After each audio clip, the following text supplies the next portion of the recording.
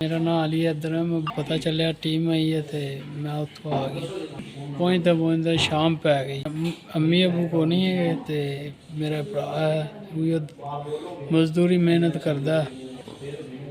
मेरा सेहत कार्ड बंद हो गया तो मेरा भरा डायलिसिस नहीं करा सकता। मेरे पेट में पानी बढ़ गया बहुत ज़्यादा तो मेरा डायलिसिस नहीं हो रहा है, जिसकी वजह तो पानी बढ़ गया पेट में। मैं 10 दिन तक उधार चुक के ना डायलिसिस करवाया प्राइवेट। SVS थोड़ा शुक्रिया। 3 किटा हैपरिन ते 3 टीके तक गुजर जाएगा।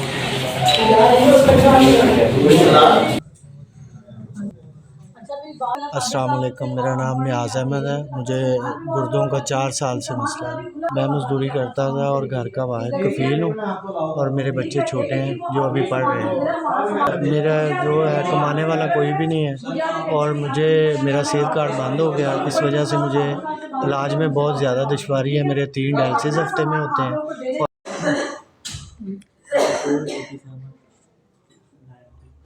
जी SVS ਤੁਹਾਡਾ बहुत शुक्रिया। मैंने 3 डायलिसिस किटा और 3 खून का मेरे टीके मिल गए। ਤੁਹਾਡਾ बहुत शुक्रिया। मैं गरीब आदमी हाँ, मैंने ਤੁਹਾਡੀ तरफों फ्री मिले ने। मेरा हफ्ता आराम नाल गुजर जाएगा। बहुत शुक्रिया। अस्सलाम वालेकुम। मोहम्मद आशिक आशिक खान। 1 साल है गुर्दे का मसला मेरा। घर वर कोई कमावा को नहीं है मेरा। हफ्ते 3 बार डायलिसिस होंगे मेरे। कोई भी बंदा मैं कितों लिया अगर पीछे कोई भी नहीं है।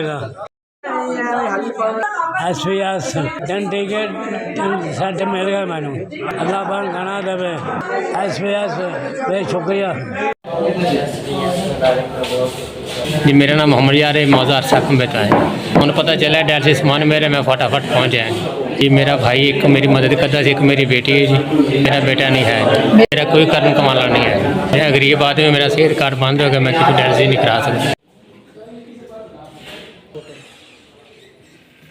SVS सारा शुक्रिया जी। 3 डायलिसिस टिकटा दी जी। मैं इतनी दूर हूँ लेकिन सामान आदा मैंने मिल गया जी। शाम के 6 बजे पहुँचते पहले देर हो गई। अल्लाह ताला ज़्यादा दे।